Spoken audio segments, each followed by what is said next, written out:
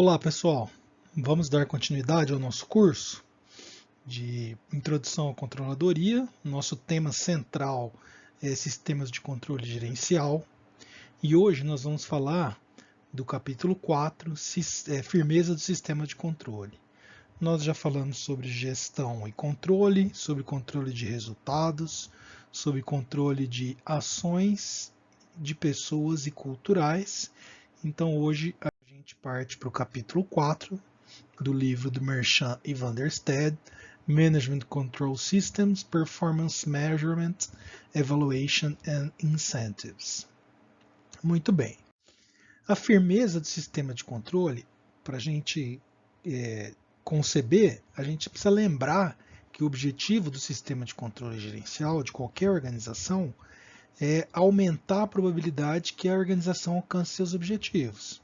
Então, o controle gerencial, de um modo gerencial, a controladoria, pensando enquanto área da organização, a controladoria ela é responsável por garantir a eficiência da gestão. E ela faz uso do sistema de controle gerencial como uma ferramenta, um conjunto de ferramentas, de procedimentos, de rotinas que tem esse objetivo, aumentar a probabilidade da organização alcançar seus objetivos. Então, o que seria um controle firme? É um controle que maximiza essa probabilidade, ou que nos dá muita confiança que as pessoas vão se comportar da melhor maneira possível, ou que as pessoas vão agir pensando no melhor interesse da organização. Esse é um controle firme. Bom, então vamos começar falando sobre firmeza no controle de resultados. A gente vai passar pelos 3 tipos de controle e vamos discutir o que é firmeza ou como alcançar firmeza nos 3 tipos de controle. Então, para o controle de resultados, um aspecto primordial é que haja congruência entre as dimensões de resultados, aquelas que foram escolhidas para fazer parte do controle, e os verdadeiros objetivos da organização. Isso parece que é uma coisa óbvia, e talvez seja, mas ela não é fácil de ser alcançada. Então, por exemplo, os gerentes, o pessoal de nível tanto gerencial, de supervisão e operacional, principalmente, quanto mais a gente vai para o nível operacional, menos confiança a gente deveria ter que as pessoas compreendem os verdadeiros objetivos da organização. Até porque os objetivos corporativos muitas vezes são expressos numa linguagem mais difícil mesmo. Então, as dimensões de desempenho escolhidas para o controle, elas podem não refletir os verdadeiros objetivos da organização, e aí não vai haver essa congruência e, consequentemente, o controle de resultados vai ser frouxo ao invés de firme. Isso é especialmente desafiador em órgãos públicos ou organizações sem fins lucrativos. Por exemplo, se a gente pensar em órgãos públicos, a gente deveria focar em aumento da quantidade dos serviços oferecidos, em melhoria da qualidade dos serviços oferecidos ou na redução de custos. O que é mais importante? Pensando que o financiamento de um órgão público ele vem dos impostos. Então, se você reduz os custos do serviço prestado, sobra dinheiro para outros benefícios para a sociedade. Por outro lado, se você mantém fixo aquele orçamento e aumenta a quantidade ou a qualidade do serviço, isso também é positivo. Então, qual das duas dimensões vai ser enfatizada no controle de resultados? E uma empresa que tem um elevado potencial de crescimento? Como é que a gente seleciona um indicador de sucesso? Isso dependendo da fase que a organização, do ciclo de vida da organização, e se ela tem essa estratégia baseada num tamanho muito grande, ou seja, ela precisa crescer e ela tem potencial para isso, qual seria o indicador de sucesso para a gente incluir no controle de resultados? Isso nem sempre é fácil de ser alcançado. Vamos pegar como exemplo o caso da Amazon. Então, se vocês pegarem aqui a figura, nós temos desde 1997 até 2018, olha o crescimento da receita da Amazon. Então ela alcançou aqui por volta de 2018 230 bilhões de dólares. Mas olha o lucro líquido. Ele se manteve próximo de zero praticamente durante quase 20 anos. Então, a empresa que ficou operando com lucro próximo de zero durante 20 anos. Você fala, ela não dava lucro? É diferente, né? A empresa ela ter lucro e reinvestir esse lucro. Não, mas aqui ela aparentemente ela não dava lucro. Então, como avaliar o desempenho dessa empresa? Simplesmente pela receita? E então é complicado também, porque se você foca apenas na receita, você trabalha com produtos e serviços que podem não ser lucrativos e não eram de fato, mas então vejam que não é fácil você definir um indicador de sucesso para uma empresa como a Amazon nesse período aqui. E aí percebam que houve um crescimento do lucro aqui em 2018 e a gente vai ver que depois disso também. Então olha só, por exemplo, o lucro líquido por trimestre. Então ela teve uma sequência de trimestres com prejuízos, lucros muito baixos, tá? Então aqui é em milhões, então aqui nessa linha a gente teria 1 bilhão, tá? Então ela certamente teve lucros muito baixos para o porte da empresa, né, para o faturamento que ela tinha, durante muitos anos. E recentemente um aumento muito significativo no lucro líquido. Ou seja, aparentemente a estratégia da organização deu certo, porque ela focou num crescimento e pensando num crescimento e alcançar no longo prazo um desempenho muito bom. Mas aí você selecionar medidas de resultado que mantenham as pessoas motivadas e orientadas deve ter sido bastante desafiador nesse caso. Aqui a gente tem o lucro por ação da Amazon. Então vocês percebam que até mesmo os acionistas tiveram que ser pacientes, porque o lucro por ação foi baixo durante muitos anos. E mais recentemente a empresa começou a ter um desempenho muito expressivo em termos de lucro por ação. Então percebam que o equilíbrio aí, né, de vários interesses que deveriam ser atendidos deve ter sido bastante desafiador.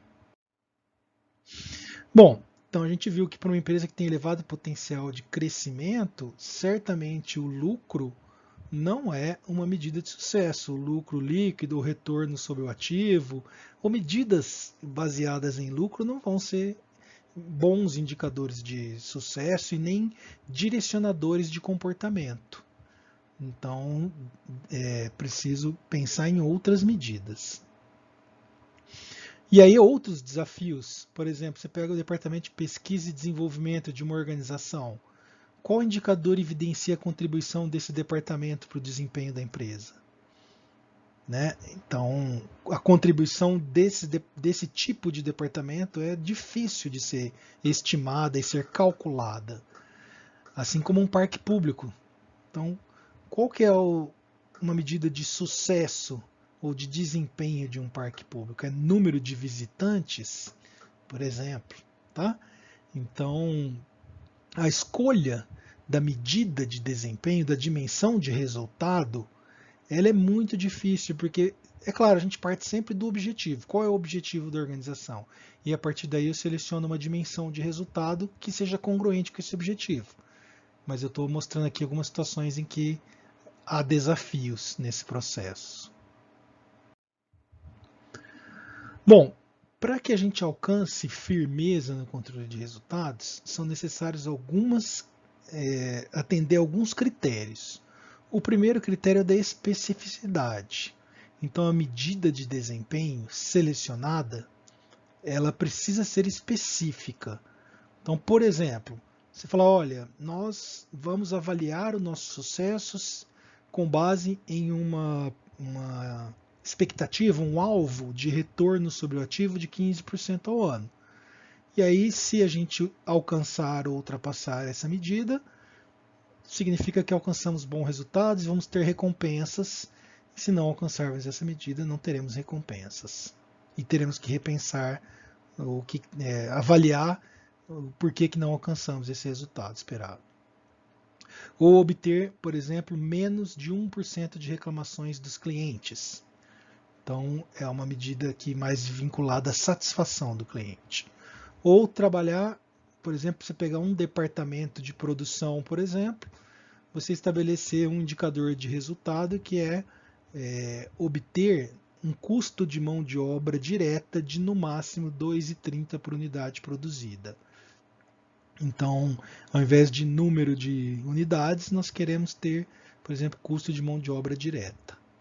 Então, essas medidas elas são bastante específicas, porque as pessoas veem esses números e elas entendem rapidamente o que se espera delas. E aí elas vão pensar no que fazer para alcançar esses resultados. Em outras áreas, em outros objetivos, é bem mais difícil alcançar essa especificidade. Então, se você pegar, por exemplo, metas de sustentabilidade ou de responsabilidade social corporativa, definir indicadores ou medidas de desempenho ou objetivos, né, de resultados tão específicos assim é muito desafiador. O que usualmente as organizações fazem, algumas não especificam e aí assumem ou aceitam que não vão ter um controle firme nessas dimensões, vão ter um controle frouxo nas dimensões de sustentabilidade e responsabilidade social corporativa, provavelmente apostando que elas não serão muito cobradas em relação a isso, né, pelos stakeholders. Em outros casos, empresas que buscam um controle mais firme, elas vão desagregar essas dimensões em componentes. Por exemplo, uso de energia, quantidade e tipo de resíduos gerados e índices de reciclagem. E aí fica mais fácil você avaliar o desempenho. A questão é o quanto que essas medidas, de fato, significam sustentabilidade, o alcance de um bom desempenho e sustentabilidade, certo? Bom, se não houver especificidade, não for possível definir de forma específica as dimensões de desempenho, aquelas dimensões vão ter um controle frouxo. Isso é normal, tá? É esperado que algumas dessas dimensões, das dimensões importantes de desempenho, elas realmente não alcancem um controle firme. Você pegar principalmente as relacionadas a comportamentos. Então, por exemplo, comportamento ético e justiça social. Então, nessas duas dimensões é muito difícil você alcançar controle firme, porque não é possível definir com precisão e especificidade as dimensões de resultado ou as medidas de resultado nessas dimensões. Bom, outro critério fundamental é que as medidas sejam comunicadas e sejam internalizadas, ou seja, elas sejam aceitas pelas pessoas e passem a fazer parte do dia a dia e do, vamos dizer assim, da mentalidade das pessoas. Então, fundamental para que isso aconteça é a controlabilidade. Ou seja, eu preciso entender a medida pela qual eu vou ser julgado e eu preciso aceitá-la. E uma condição para eu aceitá-la é eu perceber que eu sou capaz de controlar a produção dos objetivos e metas. Ou seja, eu vou ser cobrado no futuro por algo que eu sou capaz de influenciar. Isso é fundamental para que haja internalização. Eu tenho que entender que os objetivos são razoáveis, ou seja, eles fazem sentido, eles têm lógica e eles estão dentro de valores ou de faixas que são razoáveis, não são nem impossíveis de serem alcançadas e nem fáceis demais. E quanto mais envolver as pessoas nesse processo de formulação, mais aumenta a probabilidade das pessoas aceitarem.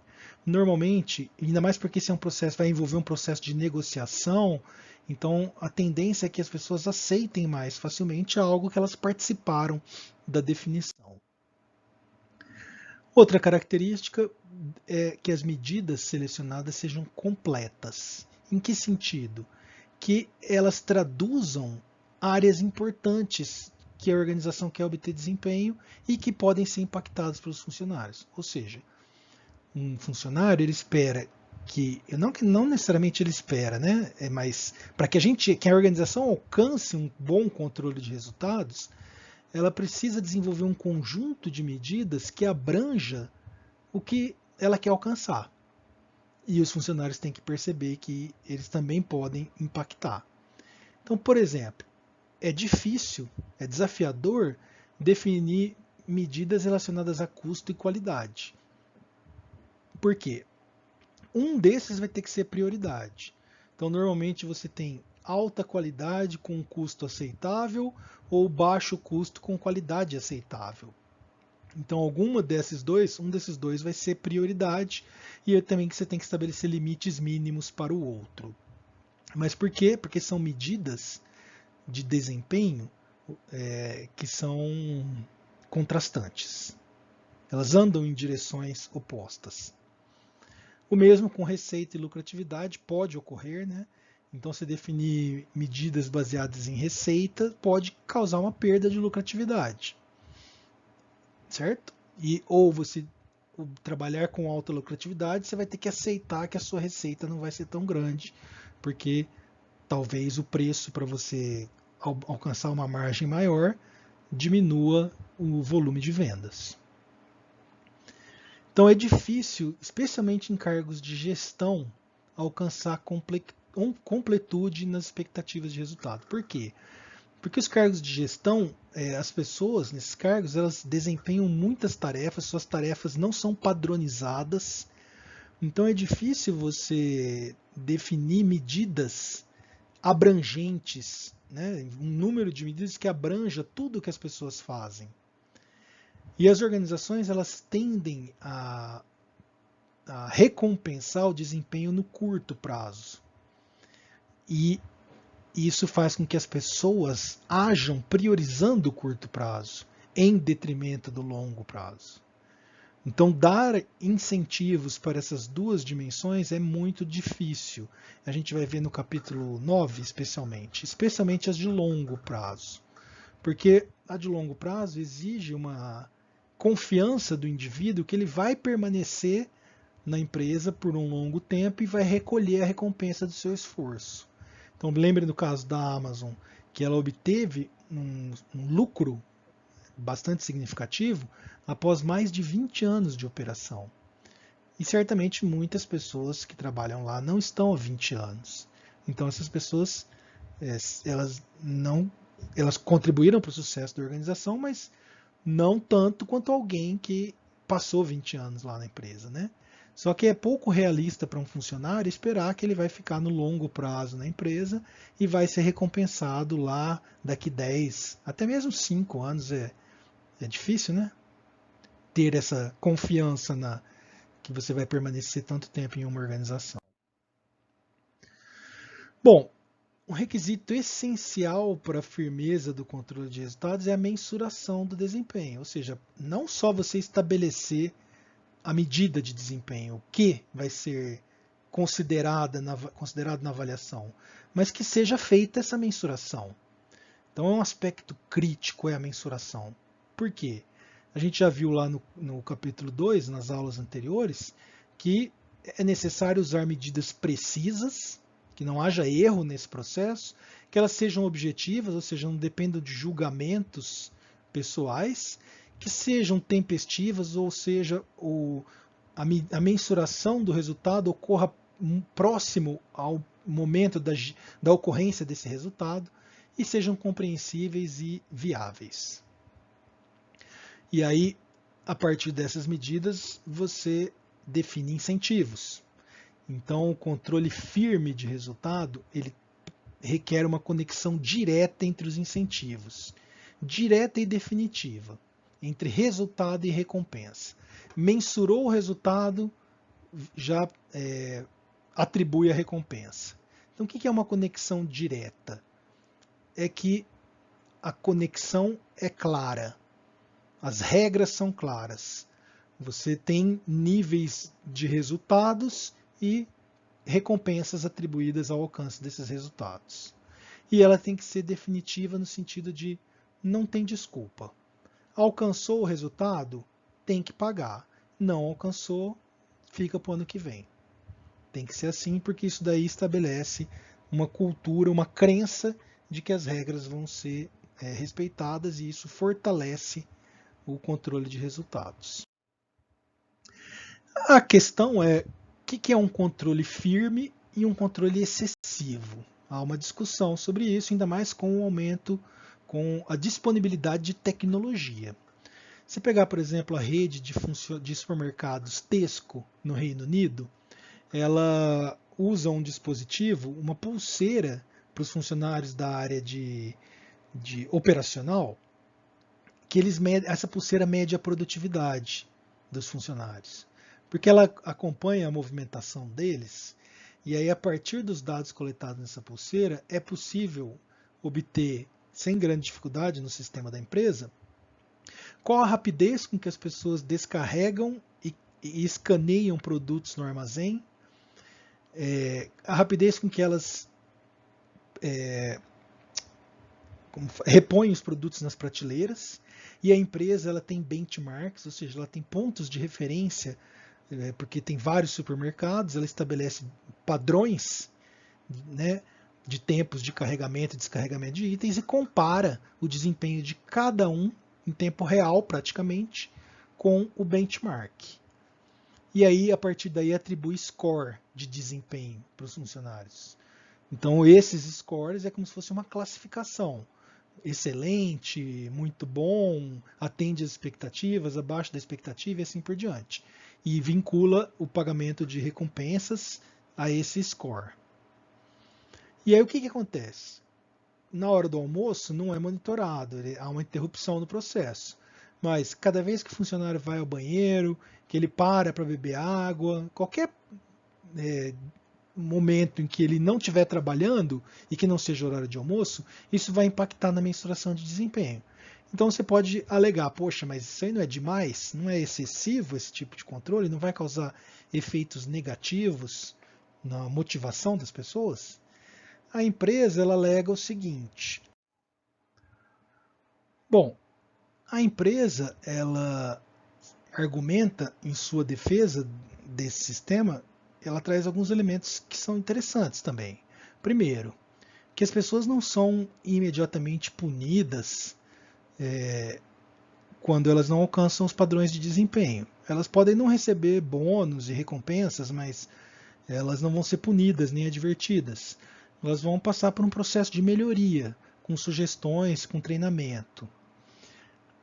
As funções são claramente definidas e são poucas. As pessoas que trabalham nessa área, elas simplesmente precisam manusear mercadorias, descarregar de caminhões, colocar no armazém, retirar dos caminhões e carregar os caminhões também, né? E colocar nas prateleiras do supermercado. E precisam fazer isso com cuidado e com eficiência de acordo com os padrões estabelecidos. As metas de desempenho são específicas, vinculadas a essas tarefas que as pessoas desempenham, então há uma clareza no resultado esperado e na conexão com a função que a pessoa desempenha. A mensuração é feita em tempo real, então a tempestividade aí, né, ela é atendida, o critério de tempestividade é atendido, e as recompensas são atribuídas continuamente, então vinculada ao próprio salário das pessoas, há uma remuneração variável baseada nesse desempenho.